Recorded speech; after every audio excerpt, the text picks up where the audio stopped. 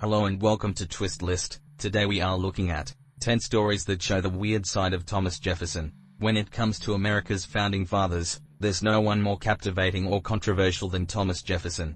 The third president of the United States, Jefferson was an extremely talented man who could play the violin, design his own furniture, and build his own mansion. Jefferson was also something of a paradox. He was an aristocratic elitist who stood up for states' rights, a strict constructionist who increased the power of the president, and a freedom-loving revolutionary who owned a whole lot of slaves. At number 10 we have French cuisine and gorgeous gardens. When most people think of Thomas Jefferson, they think of how he wrote the Declaration of Independence or purchased the territory of Louisiana. They don't usually associate America's third president with fine dining. And that's too bad, because Jefferson was a man who knew how to eat and eat well. Jefferson's garden was revolutionary for its day. The man grew all sorts of plants many Americans had never seen, and he recorded every little detail, every agricultural success and failure, in his voluminous notebooks. If you stroll across the Monticello lawn, you'll find over 130 different kinds of fruit trees, including cherry, almond, and pomegranate. You'll also spot 300 kinds of vegetables like sea kale, okra, Texas bird peppers, and Italian squash. Described as America's original foodie, Jefferson popularized French cuisine in 1784 when he apprenticed his slave, James Hemings, to one of the best French chefs in the business. It was actually a bargain. Jefferson said, "Cook for me, and I'll eventually give you your freedom," which he did. Jefferson also introduced macaroni and cheese to the US, wrote the earliest known American recipe for vanilla ice cream, and lived on a nearly vegetarian diet, courtesy of his 2-acre garden. Jefferson would often challenge his neighbor George Divers, who was a much better farmer, to pea-growing competitions, and he even planted tomatoes, which was a big deal at the time because most everyone thought they were poisonous. You can imagine the shock when people learned Jefferson was serving such dangerous fruit at White House dinners. Yet the meals tasted so good that critics actually claimed Jefferson was using food to buy political influence. The 9th spot on the list is occupied by. As Jefferson aged, his opinions on dogs radically shifted. In a letter dated 1811, he wrote, "I consider them, dogs, as the most afflicting of all the follies for which men tax themselves." Jefferson felt hostility toward the animals, and claimed he would readily join in any plan of exterminating the whole race. They say a dog is man's best friend. If you asked Thomas Jefferson, he might agree, but then he might not. It all depends on when you asked. Eventually, Jefferson purchased a pregnant dog named Bergeret and took her to Virginia, where he planned on colonizing the New World with European animals, including creatures like nightingales, hares, and Angora goats. Jefferson was proud of his pets and bragged how they herded everything from sheep to chickens. Tales of the Monticello might spread fast, and friends wrote Jefferson letters, asking if they could have a dog too. Back in 1789, Jefferson had a favorable opinion toward canines, especially shepherd's dogs. In fact, he believed they were the original dog breed. While historians aren't exactly sure what these sheepdogs looked like, we know Jefferson went to extreme lengths to buy one. While in France, he walked for miles in the wind and rain and even stumbled across a suicide victim while searching for the perfect pet.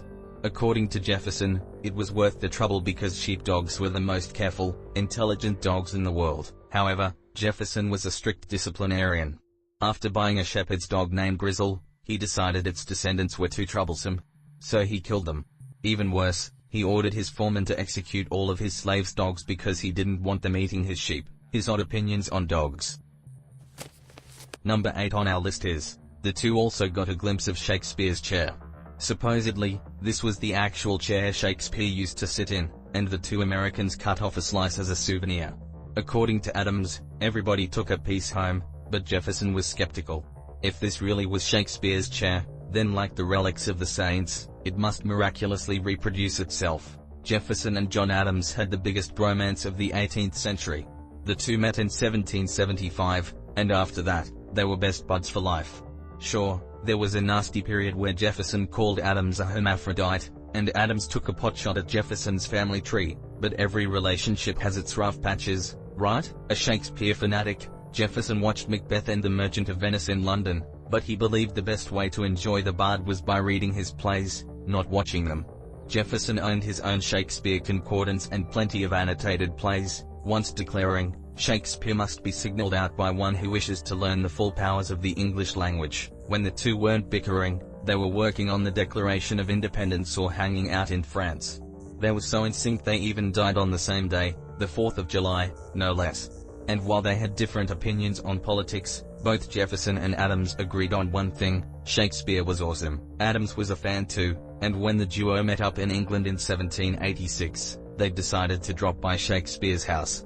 The two visited the Bart's childhood home in Stratford-upon-Avon, but it's hard to tell if they enjoyed their trip. In his diary, Jefferson complained a whole lot about travel expenses. But according to Abigail Adams, when Jefferson arrived at Shakespeare's house, he kissed the ground in reverence. Jefferson and Adams were Shakespeare nuts. At number 7 we have the incredibly odd execution rumor. Despite his quiet demeanor, Thomas Jefferson had repeated brushes with assassination, character assassination. In 1792, he bankrolled newspapers that attacked Federalist-friendly George Washington. He also supported muckraking journalist James Callender, who specialized in taking down politicians like Alexander Hamilton and John Adams. But even though he's famous for that line about refreshing the tree of liberty with the blood of tyrants, Jefferson wasn't really a violent man. Unless you ask John Travolta, the execution story had been made up by whoever wrote the Swordfish screenplay. There's no evidence that Thomas Jefferson ever killed anyone, let alone on the White House lawn. In the 2001 crime thriller Swordfish, Travolta played a Saltpatch sporting rogue named Gabriel Scheer, and while the movie was a critical disaster, it introduced a bizarre bit of Thomas Jefferson trivia. Right before killing a rival, Travolta casually mentions that Thomas Jefferson once shot a man on the White House lawn for treason. Suddenly, people wanted to know the name of this mysterious traitor. And why had Jefferson pulled the trigger? Theoretically, Jefferson probably could have shot a man if he liked. He was an excellent shot. At 25, Jefferson won first place in a shooting competition, and he later claimed he could hit a squirrel from 25 meters, 90 feet, with one of his prized Turkish pistols. The man enjoyed firearms so much that he claimed rambling through the forest with a gun was one of the very best forms of exercise. Just don't sneak up on him while he's walking. Number 6 on the list is, sadly, Jefferson was wrong about extinction, and Lewis and Clark never found a mammoth, but they did send him back a prairie dog. What's the state fossil of Virginia? If you guessed Chesapeaketon Jeffersonius, an extinct scallop commonly found in Chesapeake Bay, congratulations. You're a paleontology nerd, just like Thomas Jefferson. This solidified shellfish was named after the Southern statesman because Jefferson was a colonial-era Alan Grant with some rather unique ideas about ancient animals. Jefferson was also obsessed with prehistoric pachyderm and once covered the White House floor with mastodon fossils so he could study them. Jefferson didn't believe mammoths were creatures of the past. He was positive that there were still living specimens in the American West, and that's one of the reasons he sent Lewis and Clark exploring. He wanted them to find a mammoth. Jefferson was a prehistoric private eye, and one of his biggest cases was the mystery of the Megalonyx. In 1796, miners discovered an enormous claw inside a West Virginia cave. Curious, Jefferson examined it and several other bones, and after much deliberation, he decided they belonged to a huge cat, a monster 3 times as large as the lion. Megalonyx jeffersoni was actually a giant sloth, but even though he was wrong, someone named it after him. Jefferson didn't believe in extinction. While he wasn't exactly a church-going man, this is the man who made his own Bible by cutting out the parts he didn't like. Jefferson did believe the world was created by a higher being. So in Jefferson's opinion, if God was involved, then creation was divinely perfect. But if an entire species could just die out, well, creation wasn't so perfect, and that didn't mesh with Jefferson's beliefs: mammoths, sloths, and extinction. The 5th spot on the list is occupied by, but Jefferson didn't care and made a deal with a muleteer to run a couple of sacks across the Apennines to Genoa. However, he wasn't sure the muleteer would make it. So, when no one was looking, Jefferson stuffed his pockets full of rice and sneaked it out of the country. Yes, Thomas Jefferson was a smuggler. It was August 2, 1776, and the members of the Continental Congress were preparing to sign the Declaration of Independence. After leaving his impressive autograph, John Hancock turned to his 56 fellows and allegedly said, "We must be unanimous. We must all hang together." Benjamin Franklin responded, "Yes, we must indeed all hang together. Almost assuredly we shall hang separately." Yet this wasn't the last time Jefferson risked execution. The rice did pretty well. While the story might be a myth, the gist of the joke was all too real. Treason against the crown was punishable by death, and the British had already tried to arrest Hancock and Samuel Adams. So when Thomas Jefferson signed his name to the Declaration, he knew he was facing death. In the 1780s, Jefferson was traveling through the Piedmont region of Italy. He wanted to acquire some Italian rice and take it back to South Carolina, but it was illegal to take rice outside the country. The Italians didn't feel like sharing their seeds with other nations, and if you were caught smuggling grain, the penalty was death. He could have been executed. Number 4 on the list is a lousy public speaker. If you want to become President of the United States, you need to know how to give a speech. Getting in front of a camera and stirring up the nation are pretty much mandatory for this particular job. Even if you need a teleprompter or make up new words on the spot, you need to feel comfortable in front of a crowd. But that wasn't always the case. Take Thomas Jefferson for instance. He absolutely hated public speaking. Whatever the reason, Jefferson was terrified of crowds, and that didn't do a lot for his career as a lawyer. In fact, Jefferson sometimes got so nervous that he'd fake sickness to get out of giving a speech. Allegedly, Jefferson gave only 2 speeches during his entire presidency, both of them during his inauguration, but he was so quiet that newspapers had to print his words in advance so spectators could read along. Rich, intelligent, and standing around 188 centimeters, 6'2", Jefferson doesn't seem like he'd be a shy guy, but the man was a wallflower. John Adams once said about Jefferson, "During the whole time I sat with him in Congress, I never heard him utter 3 sentences together." Perhaps Jefferson was so silent because he was so modest. At first, he even insisted that Adams write the Declaration of Independence. Or perhaps he kept quiet because he was embarrassed of how he sounded. Some historians believe Jefferson had a high-pitched voice and often stuttered. To get out of delivering his State of the Union addresses, Jefferson would write out a speech and have someone read it for him, a tradition that continued until Woodrow Wilson took office. Psychiatrists from Duke University claim that Jefferson suffered from social phobia, but whatever the cause, Jefferson was undoubtedly one of the quietest politicians to ever work in the White House.